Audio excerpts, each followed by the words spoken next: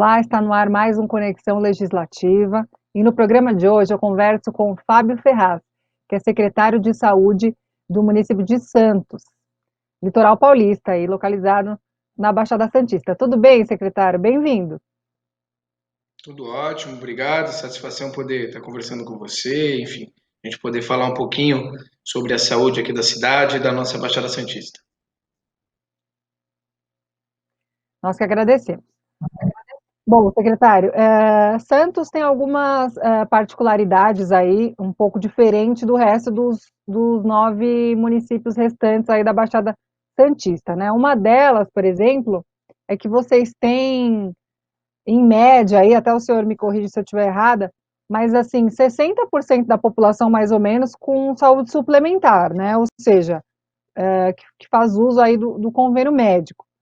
E eu imagino que isso faz com que a gestão de saúde seja até um pouco diferente dos demais municípios que têm aí mais de 80% da população SUS dependente.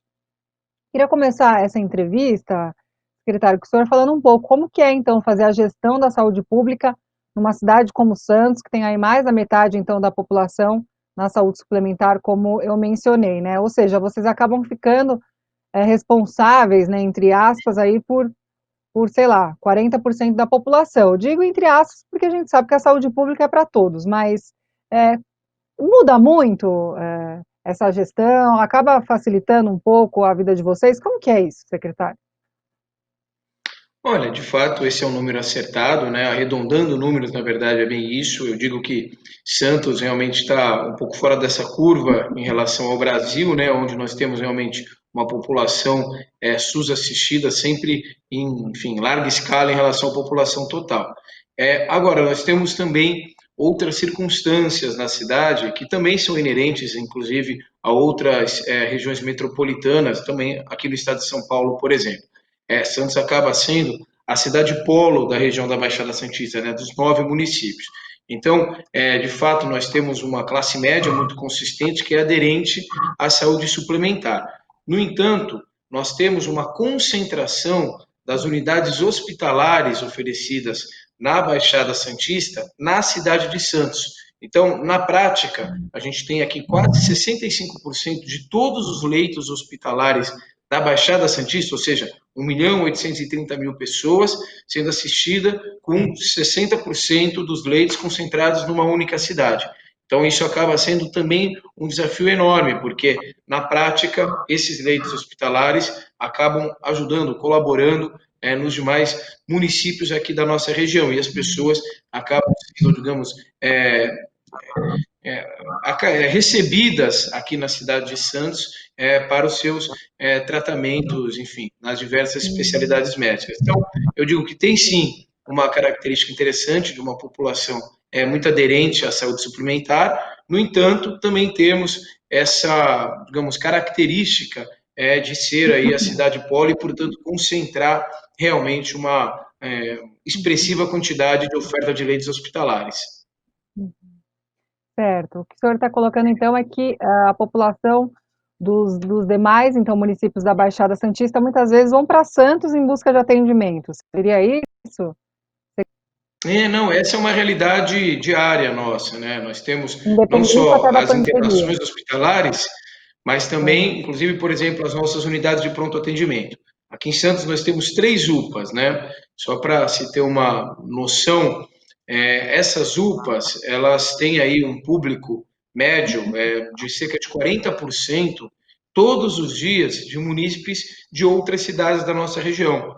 Então, realmente, a gente percebe sim essa característica regional, mas também isso, é claro, volto a dizer, não é uma exclusividade da Baixada Santista, isso parece algo de certa forma usual aí em várias regiões metropolitanas, ou seja, a concentração muitas vezes de serviços de natureza hospitalares na cidade polo da determinada região. Então nós temos sim essa dificuldade aqui, digamos, em ofertar não só o pronto atendimento, mas principalmente os leitos de retaguarda para toda a população da Baixada Santista. Certo. Durante todo o período dessa pandemia, secretário, a grande preocupação do poder público, uma das grandes preocupações, na verdade, é, seria com a possibilidade do sistema de saúde entrar em colapso, né? Até por isso, já, pelo menos aqui na capital, né, nas regiões metropolitanas, o poder público já se posicionou e fizeram aí os hospitais de campanha. Esse também foi um temor aí por parte da Baixada Santista, aí falando especificamente de Santos, né? Essa foi uma grande preocupação e que tipo de medida vocês tomaram em relação a isso? Quer dizer, vocês também chegaram a construir hospitais de campanha? Como que é isso? Não, sem dúvida, foi uma preocupação e, na verdade, de certa forma, ainda é uma preocupação grande, né? Primeiro, na verdade, até mesmo antes da oferta de leitos, nós tivemos uma preocupação muito grande com a disponibilidade de EPIs. Essa também foi uma agenda bastante contundente, né? Porque, de fato, a gente percebe nitidamente a necessidade dos nossos profissionais, ou seja, as pessoas que vão cuidar das pessoas, estarem bem protegidas. E realmente tivemos aí uma agenda bastante importante lá no início da pandemia, finalzinho de fevereiro, começo de março, na aquisição de um volume mais expressivo de EPIs para ofertar para os nossos colaboradores, para o nosso time da saúde aqui de Santos. E fomos aí, de certa forma, exitosos. Eu acho que o pessoal conseguiu aí trabalhar e desempenhar muito bem o seu papel, também muito bem, digamos, protegido com os devidos equipamentos de proteção individual. E nós ofertamos, sim, novos leitos específicos para o Covid. Qual foi a nossa estratégia aqui? Primeiro ponto, nós ampliamos a rede, a oferta, nos próprios hospitais já estabelecidos. Então, primeiro, os filantrópicos, no qual nós temos convênios, né, a Santa Casa de Santos, a Beneficência Portuguesa de Santos, ampliamos essa disponibilidade de leitos com pactos específicos, habilitamos esses leitos perante o Ministério da Saúde para que pudéssemos ter aí recursos para, digamos, o custeio desses leitos, ampliamos a disponibilidade de leitos nos nossos hospitais municipais, inclusive no hospital que nós chamamos aqui de Hospital dos Estivadores, que é uma unidade muito importante para a região no todo. Essa unidade em especial, nós temos um convênio com o governo do estado que garante uma parte expressiva do custeio dessa unidade. Então, ali também dispusemos leitos específicos para atendimento Covid, em especial leitos de UTI, e nós fizemos hospitais de campanha. Em Santos, nós fizemos 3 hospitais de campanha. E olha, só que a gente fez uma ação um pouquinho diferente. Qual foi a nossa estratégia? Nenhum demérito ou qualquer outra estratégia, mas nós fizemos da seguinte forma. Em vez de buscarmos aí, por exemplo, centro de convenções, ginásio de futebol, enfim, campos de futebol, ginásios poliesportivos, melhor dizendo, para estruturar leitos, nós buscamos as unidades que já funcionavam alguma coisa da saúde. Então, um hospital de campanha, por exemplo, nós tínhamos lá um prédio em que nós íamos iniciar as atividades de uma nova UPA na cidade. Nós seguramos o início das atividades da UPA e naquela edificação nós consolidamos o hospital de campanha, com 56 leitos. Então, isso foi bastante importante, porque a gente conseguiu uma agilidade maior na estruturação, porque já tinha o prédio pronto, e também, é claro, barateamos custo, porque mesmo que tivéssemos que fazer, como fizemos, algumas adequações, por exemplo, onde era um consultório, virou um leito. Então, são mudanças, são novas instalações, porém muito menos onerosas. Então, mais baratas e mais ágeis. Isso acabou se dando com bastante sucesso. E tivemos, em especial, um hospital aqui, que era um hospital privado, que estava fora de uso, que não estava sendo utilizado. Conversamos com os responsáveis por essa unidade hospitalar e tivemos a cessão sem ônus para o poder público, foi uma grande conquista. E lá instalamos 136 leitos específicos de hospital de campanha para o Covid, sendo que desses, 17 de UTI.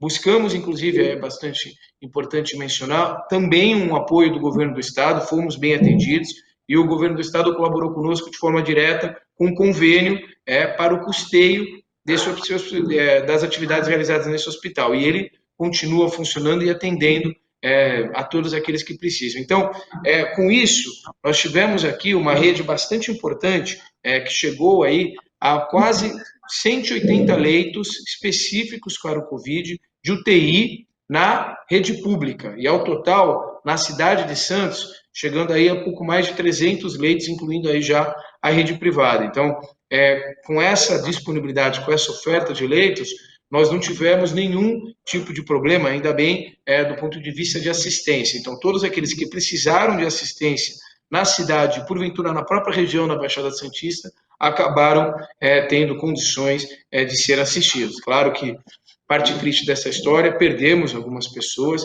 Se você me permite, só duas particularidades da cidade, Kátia, que eu acho que é bem importante a Claro. gente mencionar e que já nos colocavam numa situação de bastante alerta na relação ao Covid. Quais são elas? A primeira particularidade, o nosso alto grau de verticalização.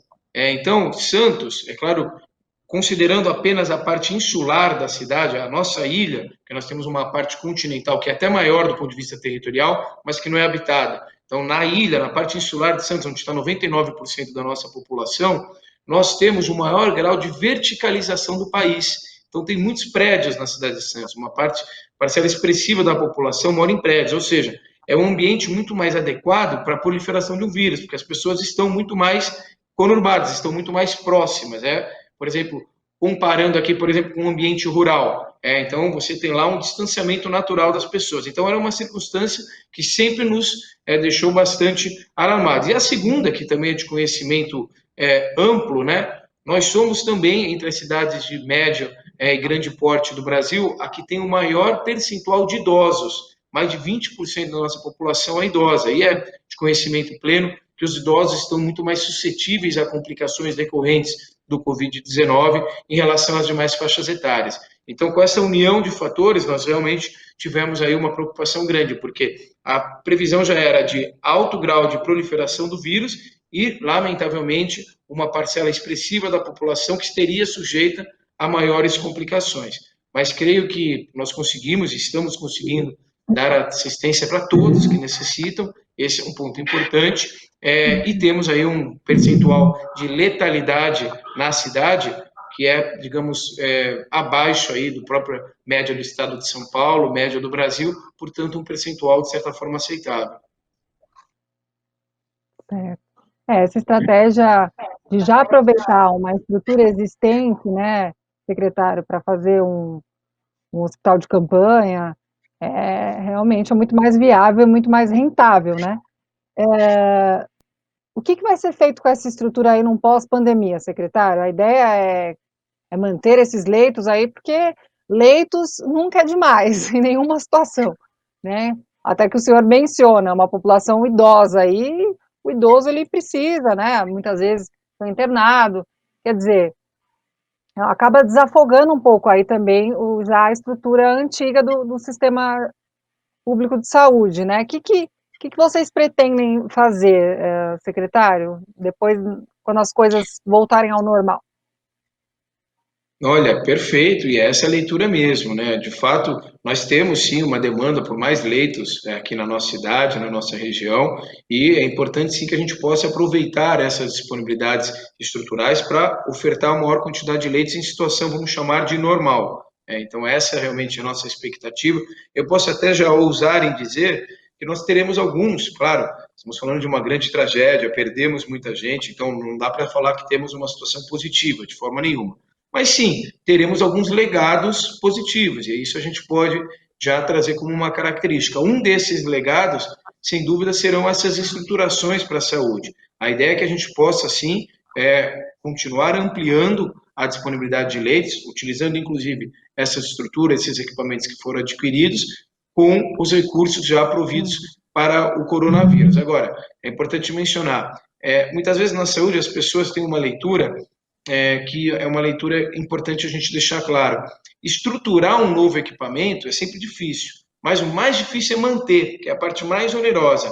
Então, as estruturas, nós teremos boas estruturas, mas sem dúvida a gente vai ter aí que ter apoio para poder ter uma manutenção, ou seja, o custeio sendo realizado, mantendo um bom padrão de qualidade. Sem dúvida.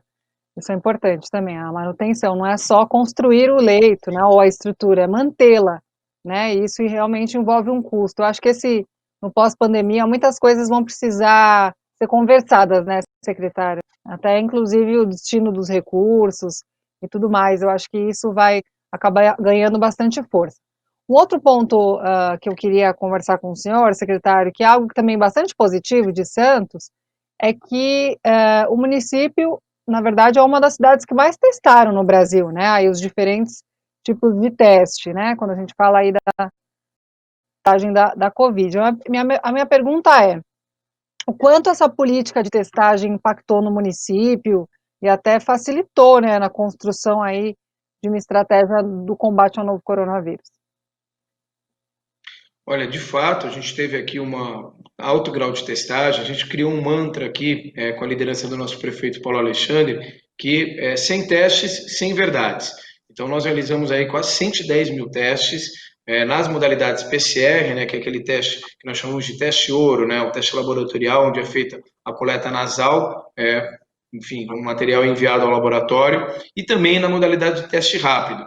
Nós fizemos aqui algumas ações interessantes, drive-thru de testagem rápida, então as pessoas foram testadas ainda no interior do seu carro. Isso foi uma ação bastante importante. Em situações com maior vulnerabilidade social, nós fizemos blitz. Então nós conseguimos fazer um alto grau de testagem, testamos muita gente, mas descentralizando em vários pontos ao mesmo tempo, realizando muitos testes. Então foram ações importantes que nos levaram a um número realmente expressivo de testagem. Quase 25% da população de Santos foi testada. É um número comparado aí, enfim, a poucos centros em nível mundial com uma expressão tão expressiva de testagem. E por que isso foi importante? Por três razões eu gosto aqui de falar de forma bem objetiva. A primeira delas é a questão pessoal, né? A pessoalidade da pessoa que faz o teste. Então, a pessoa saber se está com coronavírus ou não. Isso é muito importante, porque a pessoa vai ter aí as suas próprias medidas. E aí, em decorrência disso, o que eu já vou? Para a segunda visão, que é a visão do ponto de vista de saúde pública. Se ela confirma o Covid-19, necessariamente a gente já vai solicitar essa quarentena dessa pessoa, a gente vai afastá-la do convívio social de forma muito mais firme, muito mais consistente, 14 dias de quarentena. Então, com isso eu consigo, de certa forma, evitar a proliferação do vírus. E a terceira, e não menos importante, é realmente a gente poder traçar um perfil epidemiológico da disseminação do vírus na cidade. Então, os nossos técnicos conseguem identificar onde nós temos maior densidade de concentração ou ainda de proliferação do vírus. Então, a gente tem aí um mapa epidemiológico muito consistente. Em Santos, as pessoas estão convidadas a acompanhar, nós criamos uma plataforma, Santos, na página da prefeitura, santos.sp.gov.br, monitoramento Covid-19. As pessoas podem entrar lá e, em tempo real, acompanhar como que está a evolução da epidemia e classificando ali tanto o contágio quanto, lamentavelmente, os óbitos por faixa etária, por comorbidade pré-existente, por sexo, por raça ou cor, enfim. São várias características que estão disponíveis para a população justamente decorrentes desse alto grau de testagem. Então, como a gente conseguiu testar muito, a gente consegue ter bastante informação para poder disponibilizar as pessoas. Verdade. Deputado, um outro aspecto que eu gostaria de trazer aqui para a nossa entrevista é a questão da retomada das aulas. Esse é um assunto que tem gerado aí muita polêmica, muita discussão, muita gente contra, muita gente a favor. Tá difícil, né? Existir esse consenso aí. E a notícia que se tem, inclusive, é que a grande maioria dos municípios da Baixada Santista já estão se posicionando contra o retorno das aulas presenciais. Como eu mencionei para o senhor nos bastidores, eu conversei bastante com outros secretários aí da Baixada e muitos disseram que para esse ano essa volta presencial não existe. Em relação ao posicionamento de Santos, né, já existe algo nesse sentido? O que tem sido conversado aí internamente, secretário, nesse sentido? Olha, primeiro a gente tem que concordar que há muita discórdia. Esse é um tema realmente que tem, de certa forma, uma polêmica grande. A gente realizou uma pesquisa aqui em âmbito municipal, na rede municipal, na rede pública municipal, entre os pais dos alunos, né? E 77% deles sinalizaram de forma clara pela não retorno das aulas nesse ano. Então, isso foi uma indicação importante, né? Ouvir justamente os pais dos nossos alunos. É claro que talvez esse número não se repita, por exemplo, na rede privada, talvez tenhamos números diferentes. Qual que é o cenário de hoje? O cenário atual em Santos nós não temos previsão nenhuma para a retomada das aulas agora ainda no mês de setembro. isso é bastante claro. Agora, não há uma definição, digamos, uma concretização que não haverá retorno das aulas ainda nesse ano. Essa definição não há. Então, dependendo, de repente, de como as coisas se conduzirem nas próximas semanas, um fator que é importante, o Plano São Paulo, né? A gente tem o acompanhamento também da evolução da região, isso a gente faz de forma bastante cotidiana aqui, a gente tem uma tomada de decisão. Em resumo, nenhuma previsão de abertura nesse momento, porém, ainda não sacramentamos que não teremos aí a retomada das aulas nesse ano de 2020. Uhum. Certo. Eu vou estender mais uma pergunta, secretário, sobre a questão das escolas, porque o que o secretário tem dito, o secretário de Educação do Estado de São Paulo tem dito é que a proposta é que os alunos voltem às aulas, mantendo as medidas de isolamento, de segurança, que as salas de aula sejam preenchidas a princípio, acho que com 30% ou 35%, se não me engano, depois 80%, quer dizer, vai ser algo gradativo aí, justamente para evitar aglomerações e tudo mais. Mas muito se fala na estrutura das escolas. Muitas escolas públicas não têm janela, elas são pequenas. Muito se fala da importância até de uma reforma, né, para essas escolas. O senhor acha que, aí em Santos especificamente, né, a estrutura das escolas, elas teriam condições de receber esses alunos, secretário? Ou essa reforma também se faz necessária no município?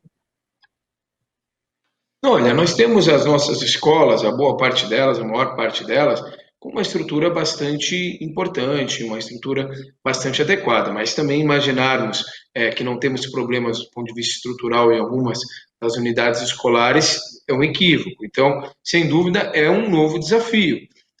Isso não, digamos, não afasta a condição de termos que superar o desafio, ou seja, promover rapidamente novas estruturas, estruturar melhor essas unidades escolares. Então, o que nós temos aqui? Nós temos um protocolo já definido por nós da saúde, enviado para o nosso pessoal da educação e temos um debate constante com o pessoal da educação. Assim, o que nós entendemos também, por outro lado? Muitas vezes é importante que a gente tenha a compreensão até da ótica da saúde, do ponto de vista da saúde, e do ponto de vista da saúde física e da saúde mental, que o convívio social, ou pelo menos a perspectiva da retomada do convívio social, também é algo positivo, né? Principalmente nossas crianças, os nossos jovens, que estão aí realmente em afastamento de convívio presencial, é importante sim que se tenha uma perspectiva dessa retomada. Por isso que eu acho que essas próximas semanas serão muito decisivas para que a gente possa realmente ter uma tomada de decisão. Afinal de contas, quando voltamos às aulas, e se voltamos, temos estruturas adequadas, eu penso que temos como fazer com que as estruturas fiquem adequadas. Isso é um ponto. Agora, temos que ser a segurança por parte dos profissionais da educação e, é claro, também dos pais responsáveis, dos nossos alunos, e sentir essa confiança na retomada das atividades pedagógicas. Uhum, certo. Secretária, a Baixada está na fase amarela, né, do Plano São Paulo. Eu lembro que no dia que eu fui fazer a entrevista com o secretário de outro município aí da Baixada, ele comentou comigo nos bastidores que se especulava aí uma possível regressão na cor, que talvez a Baixada precisasse regredir aí para a fase laranja, né? Porque na verdade essas cores elas são regionais e não municipais, né? Então acaba que um município pode estar respondendo bem, mas outro não tão bem, quer dizer, isso tudo acaba sendo estudado. Como que tem sido a resposta da população? A gente sabe que nessa fase amarela, algumas atividades podem já voltar a funcionar, mas a orientação é clara, que as pessoas continuem respeitando as medidas de higiene, as medidas sanitárias, de isolamento. Como que o senhor avalia a resposta da população aí em Santos? E a gente sabe que o litoral acaba sendo um local bastante turístico, né? Quer dizer, as pessoas já estão começando a frequentar a praia com mais intensidade, o turismo tem voltado gradativamente. Como que o senhor vê aí? Existe essa, essa preocupação, né, de não continuar reforçando que a população respeite, que o turista também respeite a cidade, para que ninguém volte, né, nas cores, ninguém quer regredir, já várias cidades aí precisaram regredir nessas faixas. Como que tem sido isso aí em linhas gerais? Olha, nós temos, primeiro ponto, uma união muito grande entre os 9 municípios. E nós temos feito, inclusive, reuniões semanais com os 9 secretários municipais aqui da Uhum. nossa região para tratar especificamente desse tema. Sinceramente, acho muito difícil, nesse momento, uma regressão da Baixada Santista, né? Então, dos 5 indicadores do Plano São Paulo, nas últimas, digamos, balanços semanais, 4 deles nós estamos verde e um amarelo. Então, talvez aí ainda teremos um período para poder ter esse avanço, né? Lembrando, para realmente avançar para o verde, você precisa estar com 5 indicadores verdes. Então, nós temos um que está em amarelo e, sinceramente, eu acredito que ainda demoraremos algumas semanas para poder conseguir avançar para o verde. Porém, não vejo, pelos números que nós acompanhamos diariamente, de internações hospitalares, de novos casos, de óbitos, uma possibilidade de regressão da Baixada, ainda bem, essa talvez seja uma notícia bastante importante para que a gente possa gradativamente ter essa retomada das atividades econômicas, sociais, enfim.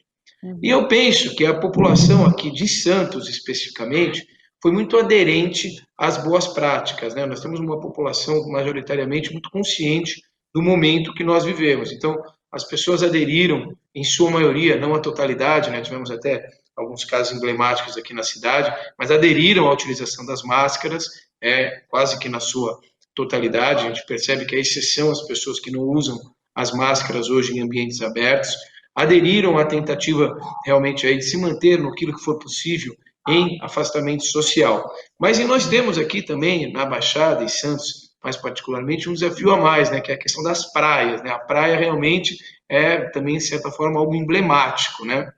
Nós Hum. fechamos as praias em um determinado momento e confesso que foi muito triste a gente falar, porque para nós, moradores de Santos, é sempre muito legal poder receber os turistas, receber as pessoas que vêm nos visitar, mas chegar e falar, o nosso prefeito ir a público e dizer: senhores turistas, não é o momento de virem para a cidade. Isso é uma coisa muito ruim, mas era absolutamente necessário naquele momento. Hoje as praias já tiveram a sua retomada para atividades físicas, então já é possível que as pessoas pratiquem esportes, atividades físicas de forma individual nas nossas praias. Então a gente já percebe uma movimentação, digamos, de princípio de retomada. Sim, nós já percebemos, principalmente as pessoas que, por exemplo, têm um apartamento, têm uma casa aqui na cidade, que já tem vindo mais, já tem aumentado um pouco o fluxo dessas pessoas. O nosso comércio, tanto o comércio de rua quanto os nossos shoppings, nós não tivemos problemas, digamos, de grandes aglomerações, ainda bem. Os nossos comerciantes e os nossos lojistas de shoppings realmente estão muito conscientes e nós conseguimos perceber, sim, que tiveram, digamos, a indução das boas práticas com os seus clientes, mantendo realmente um equilíbrio para essa retomada. Então, eu penso que gradativamente, de forma muito gradual, a gente está percebendo, sim, uma retomada das atividades econômicas de forma geral e também com as pessoas que vêm nos visitar. É claro que boa parte dos equipamentos turísticos ainda estão com restrições, mas eu creio que gradativamente, e quem sabe aí já com um olhar para o início do próximo ano, a gente possa aí ter, com, digamos, a devida cautela, parte das atividades relacionadas ao turismo acontecendo aqui na cidade. Tá certo, com certeza. Secretário, eu quero agradecer essa participação aqui com a gente. Nosso tempo é muito rápido, já passou aí meia hora. Quero agradecer muito a gentileza de, né, de conversar comigo, né, no programa Conexão Legislativa, e já fica aí o convite para um Conexão Legislativa parte 2. Eu torço para que as coisas melhorem, a gente consiga avançar aí, chegar na cor verde e se libertar finalmente desse caos, né, secretário? Muito obrigada pela sua participação aqui. Né? Eu que agradeço a oportunidade de estar aqui com vocês. E olha, realmente, eu até, se me permite, de forma bem particular, eu não gosto muito dessa nomenclatura que a turma tem usado, né, do novo normal, né? Eu acho que normal é normal, né? Então acho que nós temos que realmente continuar conscientes, continuar utilizando as máscaras, utilizando as boas práticas de higienização e aqueles que possível se mantendo ainda, de certa forma, em algum nível de isolamento social, para que a gente possa, sim, voltar à normalidade, claro, também com uma forte expectativa com a vacinação. O Estado de São Paulo tem sido pioneiro nessa estratégia. A gente espera realmente que a gente possa imunizar as pessoas em um curto prazo de tempo e realmente ter a retomada das atividades e a normalidade para toda a nossa sociedade. Muito obrigado pela oportunidade. Obrigada, secretário. Até a próxima. Até. Bom, o programa Conexão Legislativa fica por aqui. Muito obrigada pela sua audiência e até o nosso próximo encontro. Tchau, tchau.